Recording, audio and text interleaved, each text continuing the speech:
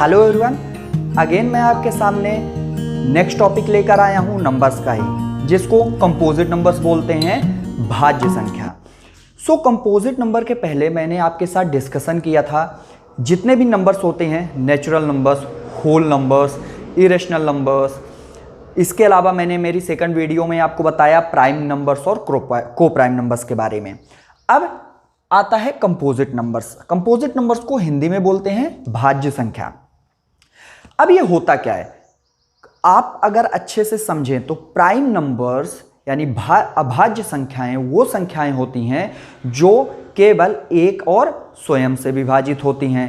को प्राइम का मतलब ये होता है जिसका एचसीएफ एक हो या कि जिसका फैक्टर एक हो, मतलब वो संख्या जो केवल एक से यानी दो संख्याओं का पेयर लीजिए और दोनों संख्याएं सिर्फ एक से विभाजित हों, उनको हम बोलेंगे को प्राइम नंबर्स। अब कंपोजिट नंबर्स फिर क्या होता है? कंपोजिट नंबर्स वो नंबर्स होते हैं जिनका फैक्टर्स दो से ज़्यादा होता है, या हम ऐसा बोल सकते हैं दूसरे वे में, ऐसे नंबर्स जो प्राइम नंबर्स नहीं हैं यानी जो संख्याएं अभाज्य संख्याएं नहीं होती हैं, वो सारे के सारे नंबर्स कंपोजिट नंबर्स होते हैं, अभाज्य संख्याएं होती हैं। ओके, देखते हैं।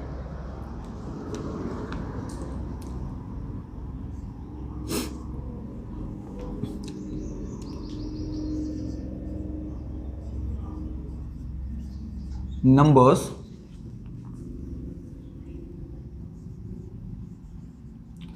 which have more than 2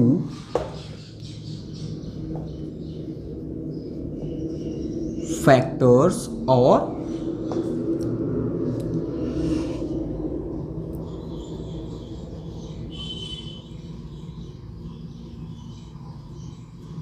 numbers which are not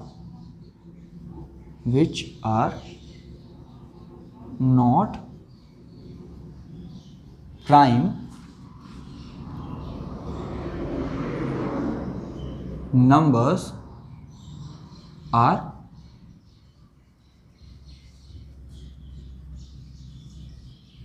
called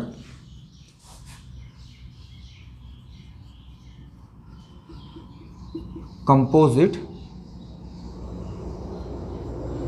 numbers, यानी जिनका दो से ज़्यादा फैक्टर हो, यानी जो संख्याएं दो से ज़्यादा नंबर से विभाजित हों, उन्हीं को बोलते हैं कंपोजिट नंबर्स यानी भाज्य संख्याएं। जैसे कुछ एग्जांपल्स लेते हैं तो ज़्यादा अच्छे से क्लियर होगा। इसमें एक नोट बनाकर लिखने वाली बात यह है, 0 and 1 are neither prime number or composite number। मतलब 0 और 1 ना ही अभाज्य और ना ही भाज्य संख्या है। 0 और 1 की बात करें तो ना तो ये प्राइम नंबर होता है ना तो ये कंपोजिट नंबर होता है, ये दोनों की कैटेगरी में नहीं आता है। 2 and 3 ये तो प्राइम नंबर्स ही होते हैं, यानी जो पहला हमारा भाज्य संख्या यानी कंपोजिट नंबर होता है वो होता है 4। देखिए एग्जाम्पल मैं अगर आपको दूं, अगर देखिए 4 को समझते हैं, 4 किससे किससे विभाजित हो सकता है? यह विभाजित हो सकता है 1 से, 2 से और 4 से भी। इसके अलावा कोई ऐसी संख्या नहीं है जो 4 को विभाजित कर सके। सो मेरी डेफिनेशन के अकॉर्डिंग अगर आप देखें तो क्या लिखा है, numbers which have more than 2 factors, मतलब ऐसे नंबर्स जिसके 2 से ज्यादा फैक्टर्स हों, या कि वो नंबर्स जो कि प्राइम नंबर ना हो। दोनों कंडीशन सेटिस्फाई कर रही, ना तो 4 एक प्राइम संख्या है, ना तो, और 4 की बात करें तो 1 से 2 से ज्यादा इसमें फैक्टर्स भी हैं। इसके अलावा और देखिए, अगर मैं बात करूं 5 की, 5 ले नहीं सकते क्योंकि प्राइम नंबर्स है। फिर हमारा आएगा 6 को देखिए अगर तो क्या है, 1 से डिवाइड हो सकता है, 2 से हो सकता है, 3 से हो सकता है एंड 6 से भी हो सकता है। देखिए 2 से ज्यादा फैक्टर्स हैं, यानी 2 से ज्यादा ऐसे नंबर हैं जो 6 को विभाजित कर सकते हैं। 8 को देखिए, 1, 2, 4 और 8 ऐसे नंबर्स हैं जो 8 को विभाजित करेंगे। 7 ले नहीं सकते हैं क्योंकि वो प्राइम नंबर है। फिर हम बात करेंगे 9, देखिए 1, 3, 9 ऐसे नंबर्स हैं जो 9 को डिवाइड कर सकते हैं। इसके अलावा इसमें कुछ क्वेश्चंस भी बनते हैं, जैसे पहला क्वेश्चन आपसे पूछा जाता है, what is the smallest composite number, सबसे छोटा कंपोजिट नंबर क्या होगा, सबसे छोटा भाज्य संख्या क्या होगी। सो आप देख सकते हैं 0 और 1 कंपोजिट नंबर है नहीं, 2 और 3 एक प्राइम नंबर्स होते हैं, 4 ही एक ऐसा नंबर है जो सबसे स्मॉलेस्ट है और फर्स्ट नंबर होता है जो कि कंपोजिट है। इस तरीके से क्वेश्चंस बनते हैं। मैं आपको लिख रहा हूं तो आपको ज्यादा अच्छे से समझ में आएगा। जैसे फर्स्ट क्वेश्चन पूछा जाता है, स्मॉलेस्ट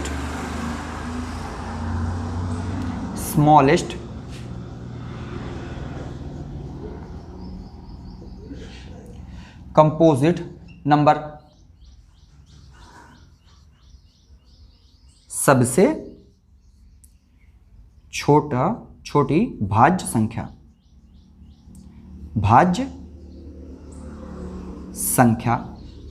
सो आप देख सकते हैं सबसे छोटी भाज्य संख्या, जैसा कि मैंने बताया 0 और 1 नहीं है कंपोजिट नंबर, 2 एंड 3 आपके प्राइम नंबर्स हो जाते हैं, तो मेरा क्या होगा आंसर 4। फिर क्वेश्चन नंबर सेकंड अगर मैं बात करूं, स्मॉलेस्ट इवन कंपोजिट नंबर क्या होता है, यानी सबसे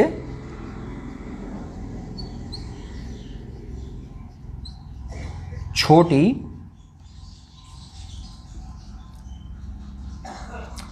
सम भाज्य संख्या। सो आप देख सकते हैं अगेन 2 नहीं होगा, 4 ही मेरा एक ऐसा नंबर है जो सबसे छोटा है और एक इवन कंपोजिट नंबर है, तो ये हो गया मेरा। नेक्स्ट क्वेश्चन आपसे पूछा जाता है, स्मॉलेस्ट ऑड कंपोजिट नंबर्स। सो आप खुद सोचकर बताइए स्मॉलेस्ट ऑड कंपोजिट नंबर्स यानी सबसे छोटी विषम भाज्य संख्या कौन सी होगी।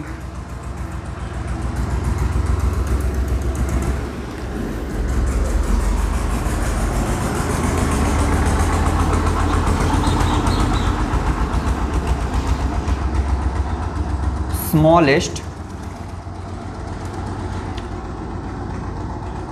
Odd composite number. सो सबसे छोटे स्मॉलेस्ट कंपोजिट नंबर जो कि ऑड है वो 9 होगा, क्योंकि 7 एक प्राइम नंबर हो जाता है, 5 भी प्राइम नंबर है, 3 भी प्राइम नंबर है, इसलिए 9 एक ऐसा नंबर है जो सबसे स्मॉलेस्ट है और कंपोजिट नंबर भी है और ऑड भी है। सो इस तरीके से क्वेश्चंस कंपोजिट नंबर में पूछे जाते हैं। इस तरीके से मैंने ऑलमोस्ट सारे नंबर्स आपके सामने कवर कर दिए हैं। अब मैं आपके साथ कुछ क्वेश्चंस डिस्कस करना चाहता हूं जो भी नंबर्स मैंने पढ़ाए हैं। सबसे पहला क्वेश्चन हम लेते हैं, प्राइम नंबर का। कुछ बड़े नंबर्स लेते हैं जिससे आपको पता चल सके कि कैसे इसको निकालना है। जैसे पहला क्वेश्चन है प्राइम नंबर्स निकालने का।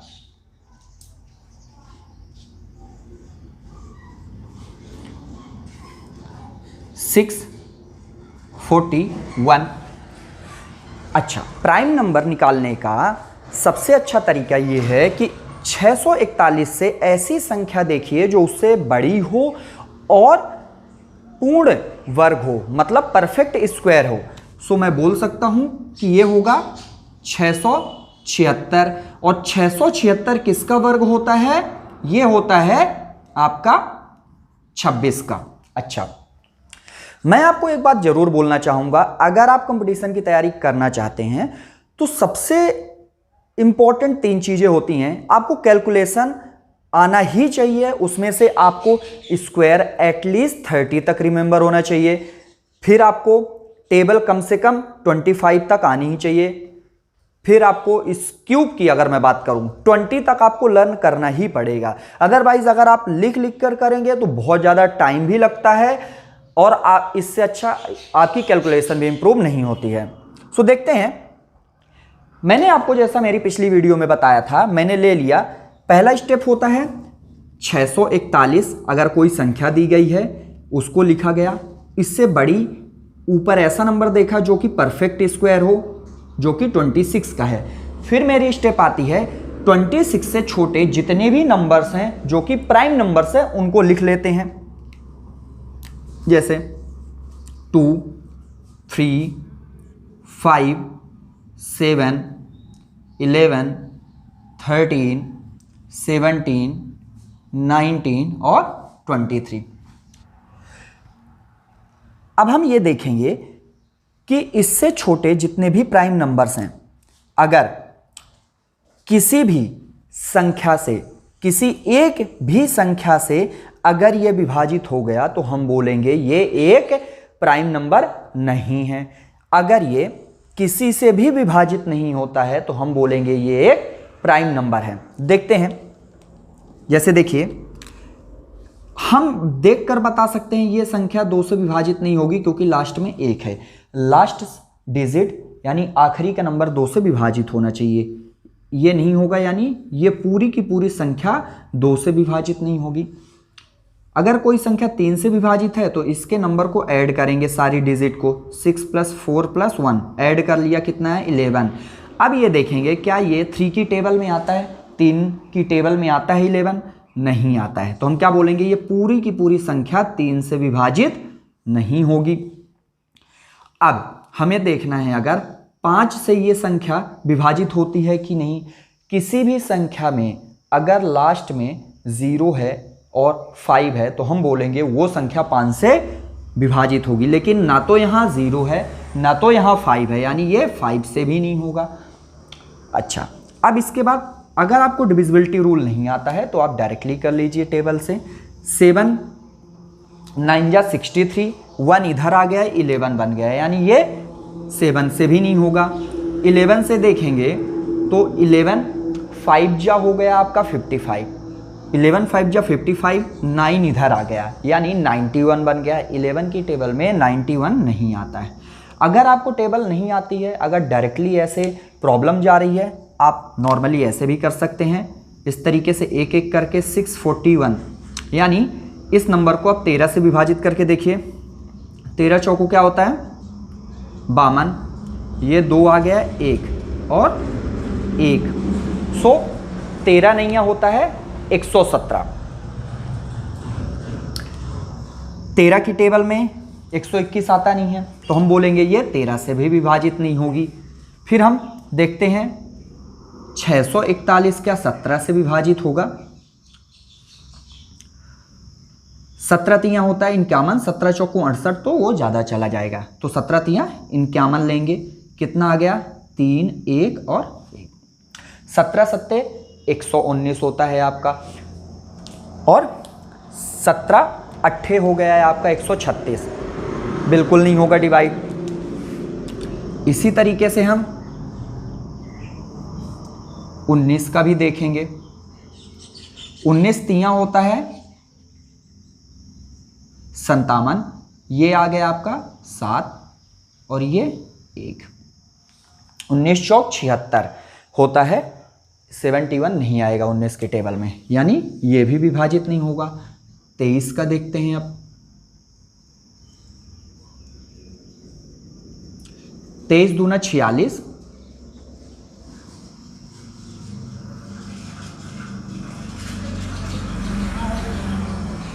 23 सत्ते होता है आपका 161, 23 अट्ठे होता है 184, यानी 181 भी 23 के पहाड़ा में नहीं आएगा।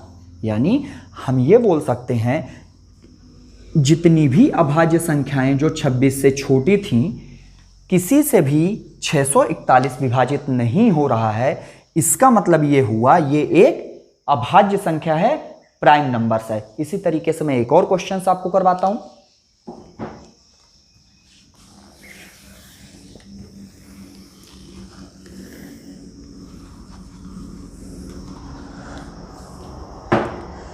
सो नेक्स्ट क्वेश्चन है आपका 839। अगेन सेम प्रोसेस करना है आपको। 839 से ऊपर ऐसा नंबर लेना है जो कि पूर्ण वर्ग हो, और वो होता है 841, जो कि किसका वर्ग है? ये वर्ग होता है आपका 29 का। हो सकता है आपको इस स्टेप में प्रॉब्लम जा रही हो, आपको ना समझ में आ रहा हो कि पूर्ण वर्ग कैसा पता करें। तो जैसा कि पहले ही मैंने बोला, आपको 30 तक का वर्ग एटलीस्ट याद होना चाहिए। इसके अलावा मेरी जो नेक्स्ट वीडियोस आएंगी उसमें मैं आपको बताऊंगा भी किसी भी चीज़ का वर्ग कैसे निकालें, जल्दी से क्यूब कैसे निकालें। लेकिन उसके पहले आप ये जरूर समझिए 839 के जस्ट बाद 841 ऐसा नंबर है जो कि पूर्ण वर्ग है। किसका? 29 का। अच्छा, 29 भी एक अभाज्य संख्या है, बट हम इसको कंसीडर नहीं करेंगे। उसका रीज़न ये है कि नंबर तो मेरा 839 ही है, हमने तो उससे बड़ा लिया है जिससे हमें ये पता चल सके कि इससे छोटे जितने भी नंबर्स हैं जो कि अभाज्य संख्याएं हैं उससे ये विभाजित होता है कि नहीं, इसलिए हम 29 कंसीडर नहीं करेंगे। लिखते हैं 29 से छोटे जितने भी नंबर्स हैं जो कि अभाज्य संख्याएं हैं, 2, 3, 5, 7, 11, 13, 17, 19 और ये हो गया आपका 23। अब जल्दी जल्दी थोड़ा ट्राई करते हैं। अगेन देखिए, आखिरी में 9 है जो कि 2 से विभाजित होगा नहीं। इसको अगर 3 से विभाजित देखना है कि होता है कि नहीं, तो क्या करेंगे? 8 + 3 + 9 कितना आ गया? 20। 20 3 के पहाड़ा में नहीं आता, यानी पूरा का पूरा नंबर 3 से विभाजित नहीं होगा। 5 से भी विभाजित नहीं होगा क्योंकि आखिरी में ना तो 0 है ना तो 5 है। 7 से देखेंगे, 7 1 जा 7 हो गया। आप ऐसे कर लीजिए 8 3 9। 7 1 जा 7, 1 और 3। 7 1 जा 7, ये आपका आ गया 6 और ये 9। ओके, ये भी आपके 7 की टेबल में नहीं आता है, यानी ये 7 से विभाजित नहीं होगा। 11 से करके देख लीजिए, 8 3 9। सो 11 7 77 कर लिया, ये 6 और 11 के टेबल में 69 नहीं आता है, यानी ये 11 से भी विभाजित नहीं होगा क्योंकि शेष फल बच जाता है। फिर 13 से करके देखते हैं,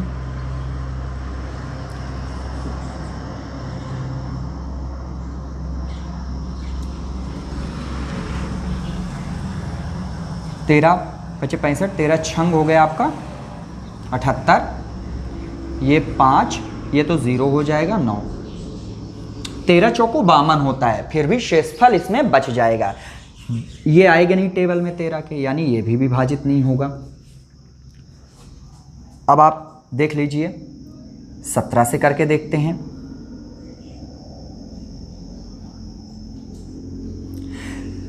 17 पना 85 होता है, 17 चौको 68 होता है।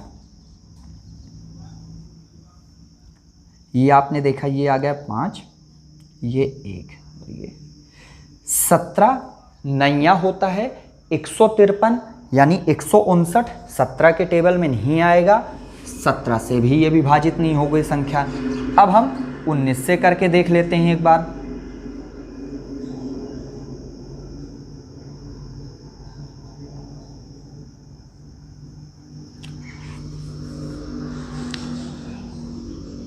उन्नीस चौक 76, 19 बना 95, सो 19 चौक 76 लेंगे, ये आपका आ गया 7।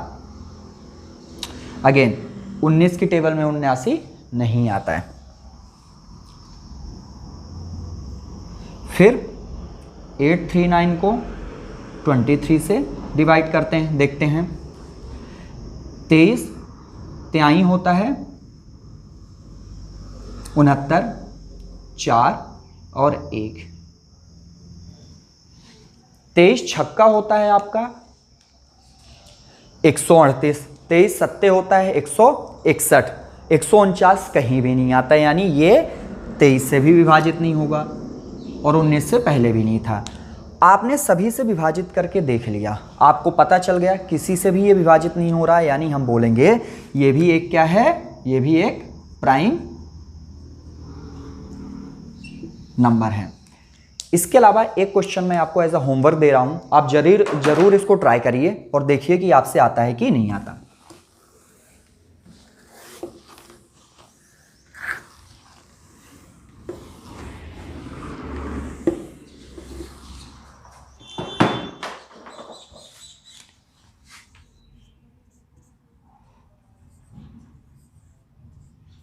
ये एज अ होमवर्क जरूर आप ट्राई करिए। सो इस तरीके से आप एक प्राइम नंबर कैसे निकालते हैं जान चुके हैं। अब मैं आपके सामने जितने भी नंबर्स पढ़ाया है मैंने, उससे रिलेटेड कुछ क्वेश्चंस जो आते हैं, जो पिछले ईयर्स किसी भी कॉम्पिटिटिव एग्जाम में आए हुए हैं, मैं आपके सामने डिस्कस करता हूं।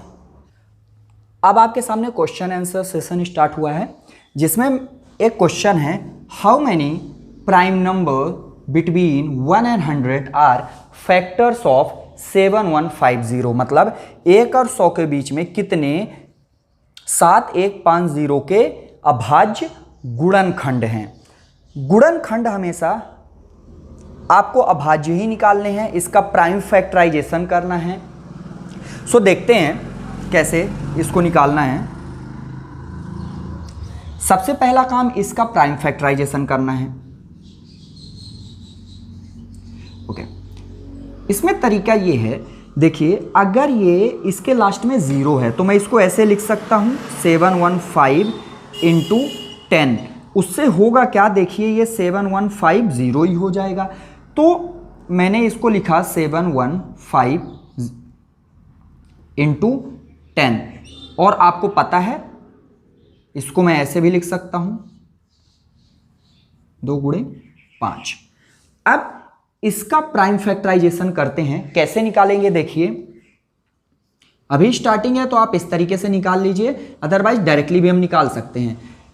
ये संख्या इसके आखिरी डिजिट 5 है, तो जैसा कि पहले ही हम डिस्कस कर चुके हैं, अगर कोई संख्या के लास्ट में 0 या कि 5 है तो वो संख्या जरूर 5 से विभाजित होगी। तो इसको हम करते हैं 5 से विभाजित।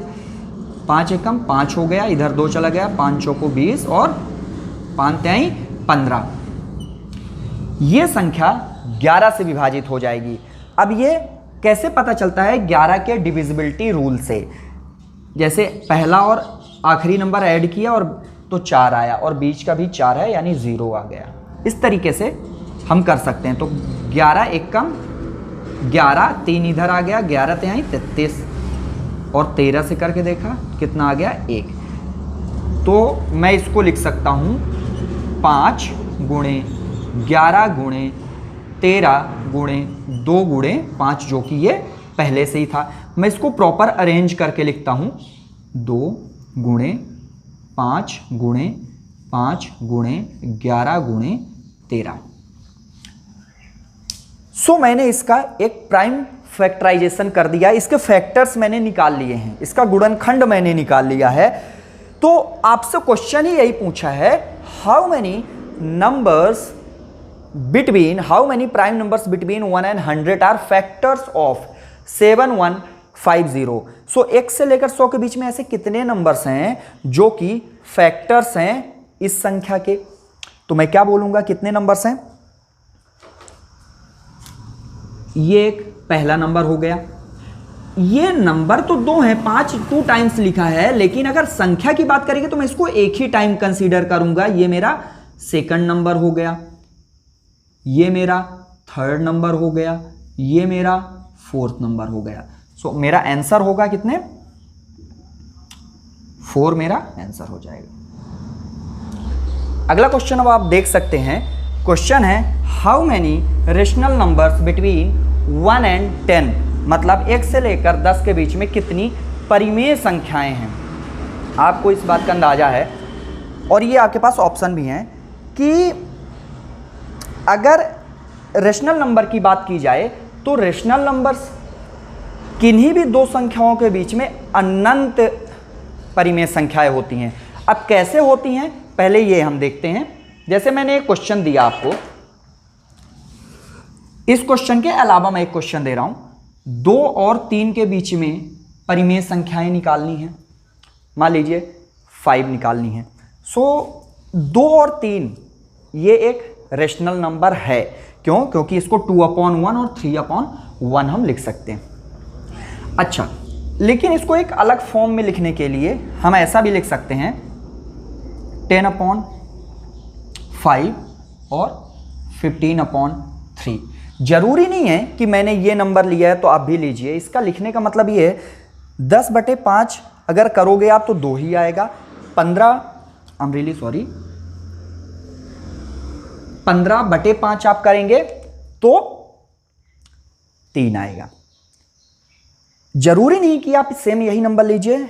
एक कंडीशन जरूर है कि नीचे का जो भी नंबर आप लेंगे सेम होना चाहिए। आप ऐसा भी ले सकते हैं।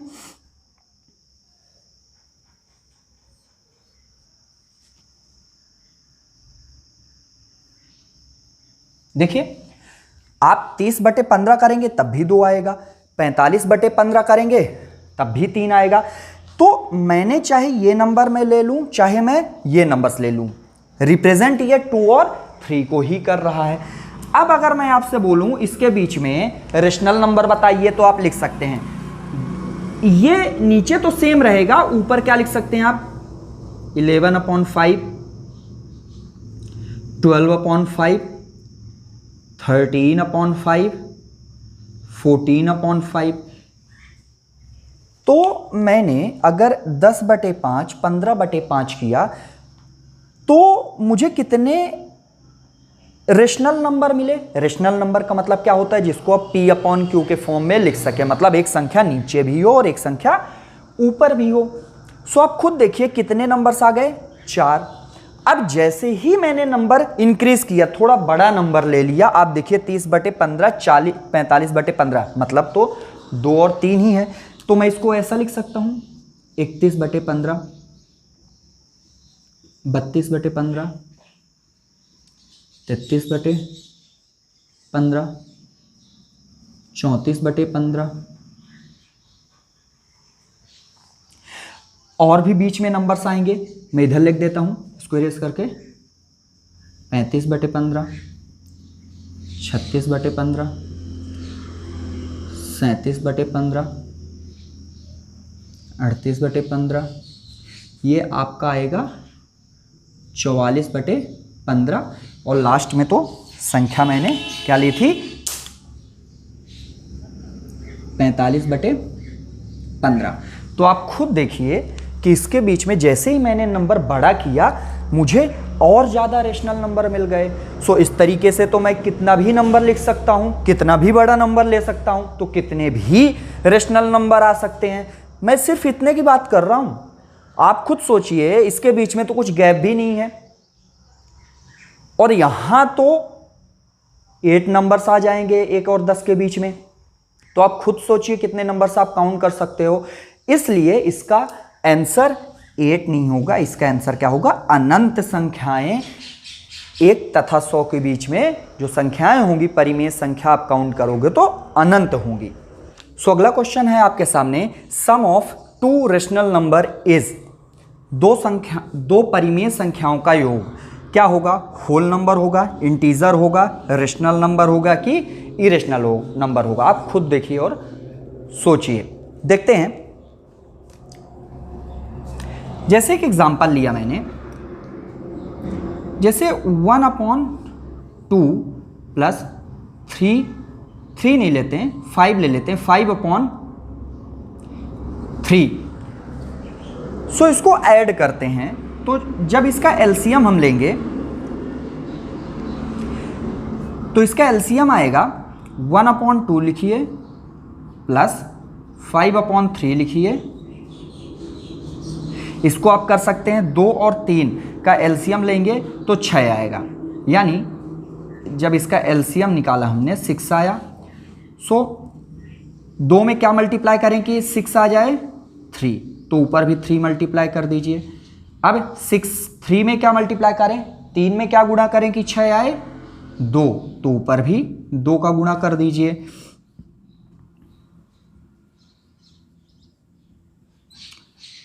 सो ये कितना आ गया? 3/6 प्लस 10/6, तो आपके सामने आया 13/6। तो आप खुद देखिए, ये एक रेशनल नंबर है, ये भी एक रेशनल नंबर है, और आंसर भी इसका क्या आ गया? रेशनल नंबर आ गया। तो मैं क्या बोल सकता हूं कि ये एक रेशनल नंबर होगा। हो सकता है आपके माइंड में इस तरह कंफ्यूजन आए, जैसे एक एग्जांपल ऐसा ले लें, 1/2 प्लस 3/2, तो क्योंकि ये सेम है तो हम यहां 2 लिख देंगे। 1 प्लस 3 कितना आ जाएगा? 4/2, तो आंसर 2 आ गया। तो आप इसको बोल सकते हैं होल नंबर्स, बोल सकते हैं ये है, लेकिन इसको 2/2 को भी तो हम 2/1 लिख सकते हैं, तो भी तो ये रेशनल नंबर हुआ। इसलिए इसका आंसर क्या होगा? रेशनल नंबर होगा, हमेशा ही रेशनल नंबर आएगा। अभी मैंने जैसे आपको यहां पास लिख दिया सम, आप खुद इसको ये करके देख सकते हैं, डिफरेंस करके देख सकते हैं, डिफरेंस मल्टीप्लाई एंड डिवाइड करके भी देख सकते हैं। अगर difference of 2 rational number, multiply of 2 rational number, division of 2 rational number, हमेशा ही आएगा क्या? Rational number.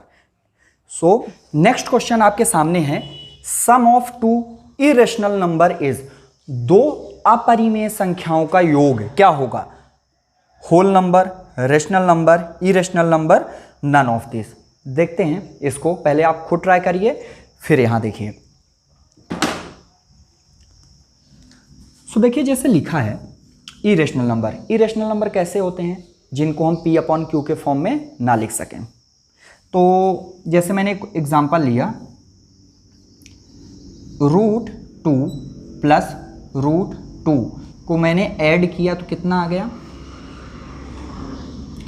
आपका 2√2 आ गया। तो अगर 2 इरेशनल नंबर को मैंने ऐड किया तो इरेशनल नंबर ही आ गया। अच्छा, एक कंडीशन बट इसमें और हम ले सकते हैं, वो ये है कि इरेशनल नंबर पॉजिटिव भी हो सकते हैं, निगेटिव भी हो सकते हैं। तो मैंने पहला इरेशनल नंबर लिया √2 और सेकंड इरेशनल नंबर लिया -√2। सो आप खुद देखिए कि इन दो नंबर्स को अगर हम ऐड करेंगे तो क्या लिखेंगे? √2 प्लस -√2, तो क्या हो जाएगा? √2 माइनस √2, तो ये तो 0 आ गया। और 0 एक रेशनल नंबर होता है। इस कंडीशन में तो फिर ये फर्स्ट के अकॉर्डिंग हमारा सही नहीं होगा। तो हो सकता है 2 इरेशनल नंबर को आप ऐड करिए तो हो सकता है इरेशनल ही आए, ये भी पॉसिबिलिटी है कि वो रेशनल नंबर आ जाए। सो इस तरीके से हम ये इन दोनों में से कंफर्म नहीं बोल सकते हैं, इसलिए मेरा ऑप्शन क्या होगा, नन ऑफ दीज। इस तरीके से मैंने आपको कुछ क्वेश्चंस भी करवाने का ट्राई किया। मैंने ये ट्राई किया कि जो मैंने एक्सप्लेन किया है उसको क्वेश्चन आंसर के फॉर्म में बता सकूं, जिससे आपको ज़्यादा अच्छे से समझ में आ सके चीज़ें। नेक्स्ट वीडियो भी मैं बहुत जल्द लेकर आऊँगा, तब तक के लिए थैंक यू वेरी मच।